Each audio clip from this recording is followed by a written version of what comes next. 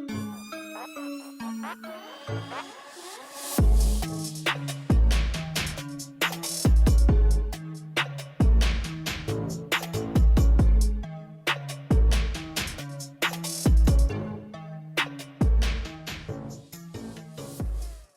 everyone. Welcome to JMac Investing. My name is Jason. Thanks for tuning in to a special episode. I have an interview with Thomas Healy today. So really appreciate you joining today. Thomas, how are you doing?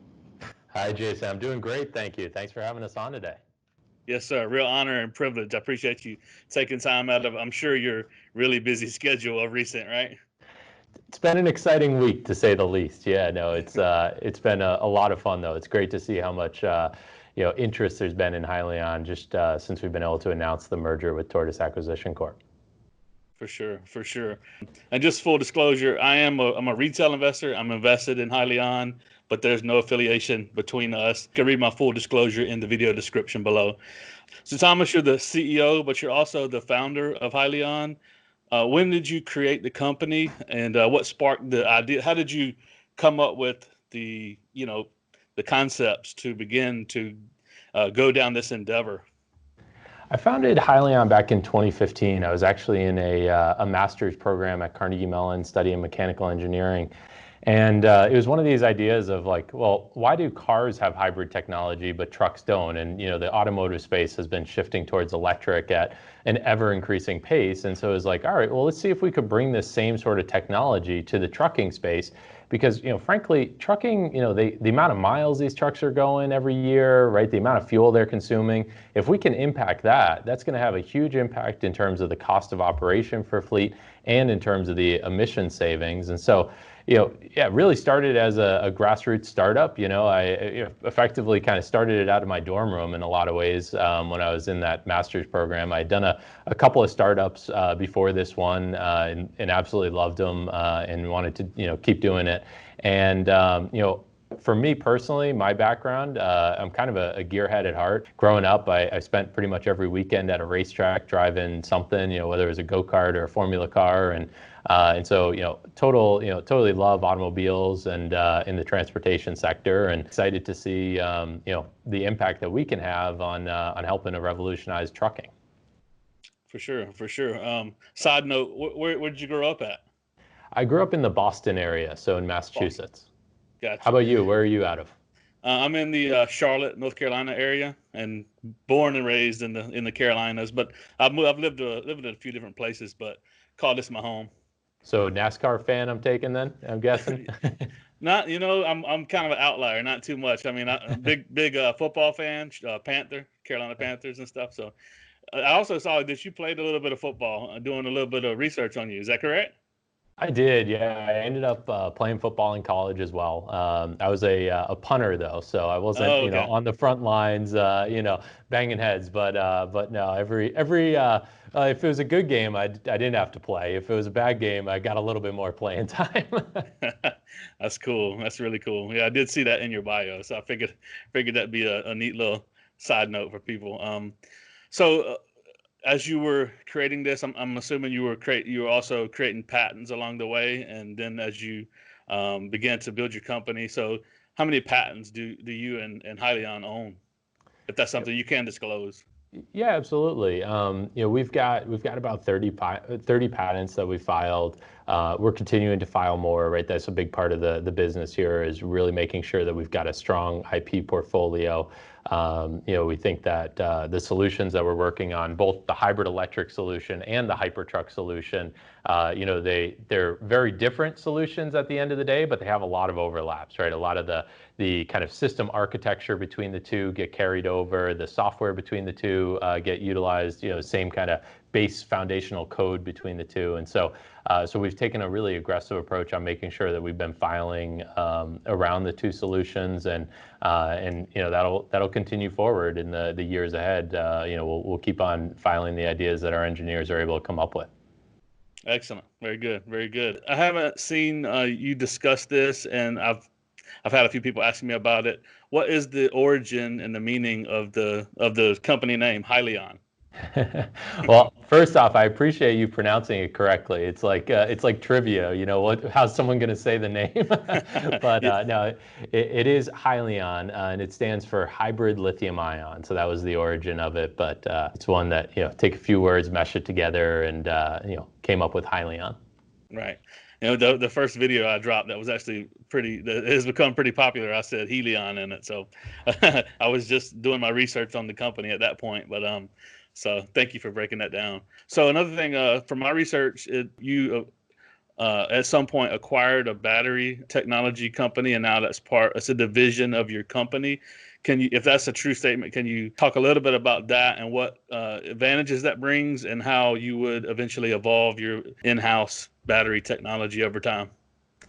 Yeah, so batteries are a core piece of what we do here, right? The battery solutions, the battery modules, the BMS, the battery management system, so all the software that controls how the battery works. All of that is developed in-house. We do source the cells from Toshiba, so we're utilizing Toshiba's lithium ion cells, and then we're kind of taking delivery of them and doing all the packaging and all the software that goes with them. A lot of neat and advanced things that we've been able to do on that front to really push the boundaries as to how hard we can charge and discharge the cells, as well as the life cycle we can get out of the cells. We're actually looking at actually having the batteries outlive the life of the truck, right? So that's a huge accomplishment, and one that's really important to fleets, right? Fleets don't want to have to be worrying about switching out a battery pack 5 years in when they adopt a new truck, right? And so batteries is really the core, the foundation of an electric drive vehicle. And the other thing that kind of the question brings up is just our approach at how we're addressing this opportunity here is, you've obviously seen some of the other competitors coming into this space. They're looking at doing the full vehicle from the ground up, as well as doing the powertrain. Hyliion's approach is, we think that the area for evolution right now is really in the powertrain. Frankly, trucks today are great, right? I mean, drivers have their truck of choice they like. Fleets have already decided which brand and OEM they're using from a chassis standpoint. And so what we're doing is we're coming in, we're saying, hey, look, we'll work on revolutionizing the powertrain, but then offering that through the existing OEMs and installing it on brand new vehicles, so that it makes for a very easy adoption for fleets. And one that it's not a totally new vehicle for them, right? It's just revolutionizing the area that consumes the fuel.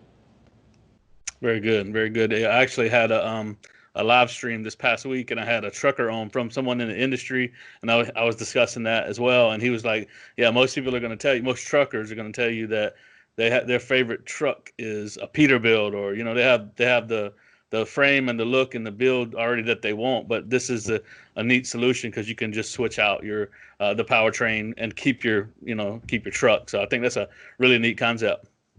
Yeah, and the good news is that the trucking industry is very different from the passenger car space, from the standpoint of, like, if you think about like going and buying a Ford and asking Ford to put a different powertrain in it, the answer would be absolutely not, right? Versus trucking, it's entirely different. Like, trucks are extremely customized for the fleet that's buying them. So when a fleet comes in and is going to buy, as you mentioned, a Peterbilt, right? They're going to select what engine they want in it, right? Do they want a Cummins? They're going to select what transmission, and Allison and Eden. They're going to select the drive axles, like Dana's axles, right? The vehicle is totally customized for how the fleet wants it. And so for us, that's a really easy path to get our solution into market, because the OEMs are already set up to be able to install others powertrains in their chassis. Right. Makes sense. So I guess I was just not necessarily, and many others may be interested in the company, maybe understanding the supply chain and the business model of the industry. Could you talk about that from a high level? Like, what does it look like from manufacturing to getting it from sales to actually installing it on a vehicle from a high level? What does that look like? Yeah, so I guess I'll kind of start with the end first, right? So our relationships from the sales standpoint is right with the fleets, right? So it's the large, the JB Hunts, the UPSs, the Amazons of the world, right? That's who we're building our relationships with, and then we're showing them the benefits of either, as mentioned before, we've got our two products, right? The hybrid product, and then the Hypertruck ERX, which is now a full powertrain of the vehicle. And so we work directly with the fleets and get them excited about our solutions. And then we use that excitement to then be able to have our technology installed right on the vehicle before it even gets delivered to the end customer. So from a actual execution standpoint, we've looked at this, and one of our kind of philosophies right from the very beginning is how do we take a capital light or a capital efficient approach to this market, right? So one aspect of that is the manufacturing of the actual product, right? So we looked at and we said, look, we could go buy a factory, set up an assembly facility, hire people, and grow that out, and ultimately have a manufacturing plant. But that's not where our core competency is as a company, right? Our core competency is in system integration, all the software that goes around it, the battery technology, the electric drive. That's where, that's our value add as an organization. And so we've actually partnered with Dana, who is an investor in Hyliion, and I'm sure you're familiar with Dana. I mean, they're one of the largest producers and suppliers of axles and electric motors into the trucking industry. And so we've actually partnered with Dana to be able to utilize their existing manufacturing facilities in order to produce our product and then ship those directly to be installed in the vehicle. So a very capital efficient and fast path to market, as opposed to taking the approach of us doing the manufacturing ourselves. Very smart, very smart. And I also saw, I guess, Dana, they've taken a bit of an investment into the company as well, and they're going to have a seat on the board. Is that right?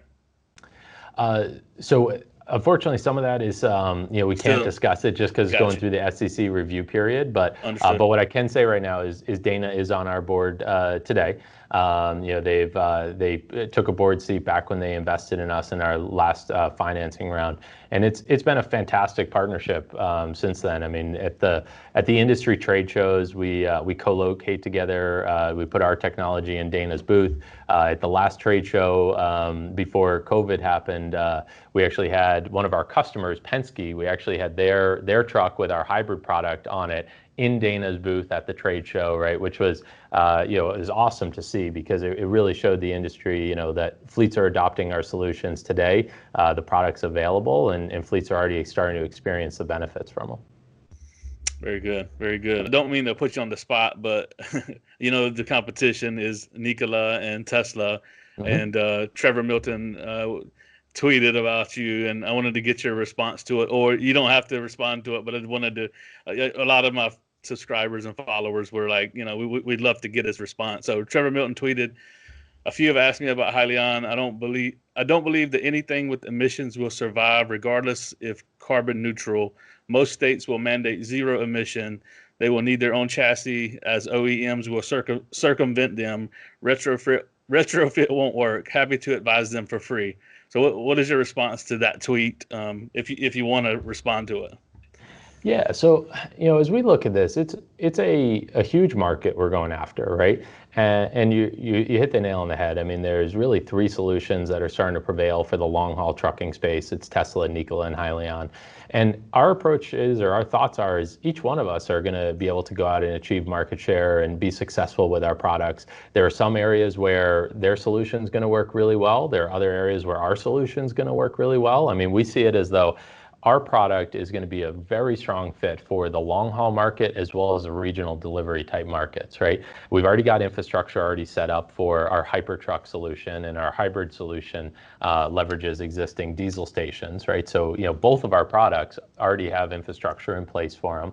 And then, in terms of the emissions part of it, it brings up an interesting point, because when we look at the emissions equation, we try to look at it kind of from like well to wheel in a lot of ways, right? And so as we look at it and we say, all right, well, yeah, I mean, if you use a purely electric drive truck, then there's going to be no emissions that come off of that vehicle. But we got to look at, where did that electricity come from, right? How did that electricity actually get produced? And if you just go plug into the grid today, like you plug your iPhone in, some of that electricity is going to come from coal, some of it's going to come from nuclear, some of it will be natural gas as well, and then there will be an element of it that's wind and solar. And so, we've tried to look at the emissions equation as really like, kind of well-to-wheel approach as opposed to just looking at the vehicle. And so with our Hypertruck solution, we're able to leverage renewable natural gas in the vehicle, which is basically, renewable natural gas is a fuel that is, it's capturing, methane coming off of landfills and dairy farms, and then pumping that into the natural gas, infrastructure and using that to drive vehicles as opposed to just letting it gas off into the atmosphere. And when you going through that process, it's so much cleaner for the environment to use that methane in a vehicle as opposed to letting it gas off.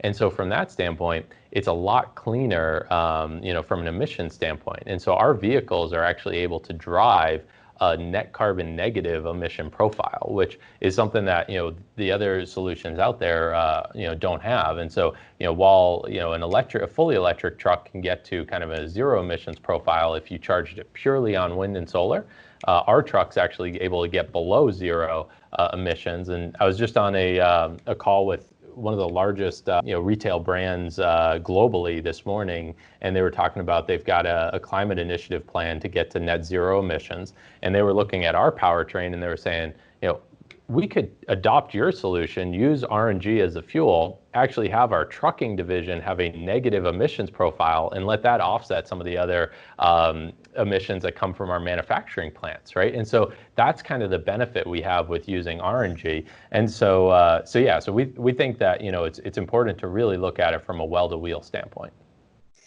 Doesn't get much more natural than that. From I like the pun there. You could maybe use this. The farm to table, from farm to semi. You can maybe use that if you want. Yeah, no, that's a good one. I saw on your site, it shows all of the natural gas stations. How many of those also allow for RNG? Yeah, so there's about 700 stations, a little over that actually, here in North America that are set up to refuel trucks with natural gas, specifically class 6 to 8 trucks. So those stations, aren't designed for passenger cars, right? Those are specifically ones that are for trucks. And all of them can offer natural gas or renewable natural gas. When you actually go and set up your purchasing contracts with the fuel provider, you can state, how much of it you want to be renewable natural gas. And one of the stations that we work closely with, they're offering 100% renewable natural gas to all their customers, right? So it's a prevalent fuel. It's not like, 1 or 2% of the market is using RNG, right? I mean, it's in California, I think it's close to, or if not even over 80% of the natural gas used in vehicles comes from renewable natural gas. Similarly, I think nationwide, it's over 40% of the CNG used comes from renewable natural gas. So it's becoming a dominant fuel, and it's growing exponential. Over the last few years here, it's seen over a 500% increase in the availability of RNG. Yeah, I mean, that makes sense. Why wouldn't farms and landfills, because I guess it becomes another revenue stream for them. Why would they not do it, right? Exactly. Yeah.